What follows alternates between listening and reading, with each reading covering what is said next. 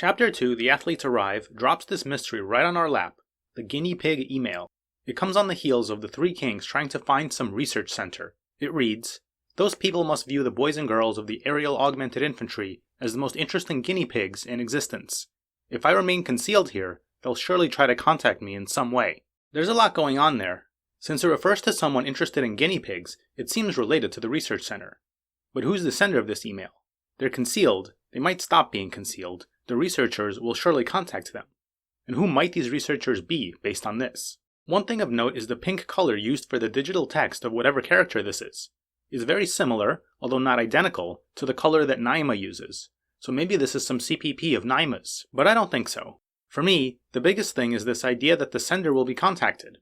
If you are some kind of researcher, and you think of Gauntlet Knights as some kind of science experiment, who would you contact to learn more? If you contacted one person in particular, I doubt you would contact a Gauntlet Knight. They would know a lot about their own experience, but not necessarily a lot about Gauntlet Knights as a whole. Is there any character who would? I don't think there are a lot of options. My best guess is Okonogi. He's known specifically for training Gauntlet Knights. If you wanted to know about Gauntlet Knights in general, about the science of their abilities and development, he could be a good person to talk to. My beloved Lady Gestress. Who talks like that? Anyway, maybe he's the trivial bait set out by the King of Ridicule. So who are these researchers? What's the plan, and does it work? Sort of. I think the research center they're trying to infiltrate is Giroi Level 4 Heavy Military Research Center. The plan is to intentionally tank the performance of AOU Ketas in the Battle Standard Festival so that they get invited to Giroi for a tune-up. Gunhild, a member of the 9th Prime Chivalric Order, assists this plan.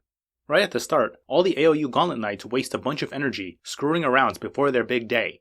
Gunhild pretends to be against this, but quickly relents. I think this is a habit of hers, creating a straw man out of herself by putting forth an idea that she actually disagrees with, and then intentionally failing to support it at all. So the Gauntlet Knights get a bit tired.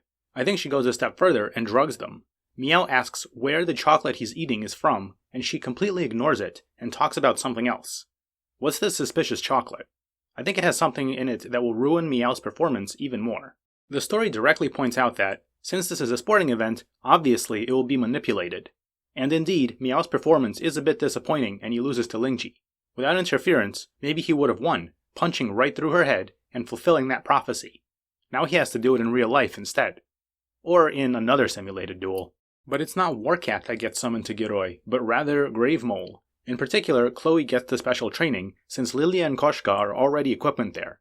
This gives Okonogi a reason to go to this center in person and exchange ideas with them. He does genuinely seem to be hearing about their training philosophy for the first time, so I think he considers this a job well done and reports his findings back to Gestress. Of course, Giroi actually has many layers of secrecy, and Okonogi only learned the most basic above-ground stuff. So in that sense, the mission was a failure, although Okonogi probably doesn't realize it. This whole plan seems pretty unnecessary, especially considering how little it accomplishes. It seems like the 9th Prime has access to deeper depths of Giroi than what Okonogi got to see. The person we see doing this is Gunhild herself, who already helped Okonogi earlier. So how could that make sense? I think it's because of compartmentalization. Gunhild is a 9th Prime, so she ultimately works for the Three Kings. But lots of orders work for the Three Kings. They all have their own reasons for doing so, and don't necessarily know or care about any of the other orders that are doing the same. For example, Tojiro's Order of the Wisteria does some work for the Three Kings, but do you think Comrade 211 here knows or cares who's in the 9th Prime or what they're doing? Probably not. He just does his own thing without dealing with the greater context. I think it's similar for this research center infiltration scheme. The Three Kings want it done, but that doesn't mean the 9th Prime care about it. It's simple enough for Gunhild to slip weird candy to some of her teammates, but she doesn't necessarily know the purpose of it, or if she does, she doesn't necessarily care. In the end, I think the senile old men's plan get humored, and everyone moves on with their lives. Thanks, Okonogi. However, if everyone plays their cards right, it can be the beginnings of a disaster. Tojiro provides Meow with detailed data about his BSF performance. Maybe, if Meow were to look closely, he'd see it was suspiciously bad and begin to wonder what happened. This could be yet another subtle hint from Tojiro to help Meow come to grips with his situation without being too direct. He really needs Meow to figure it out for himself. Have you figured something out? I've got lots more thoughts to share.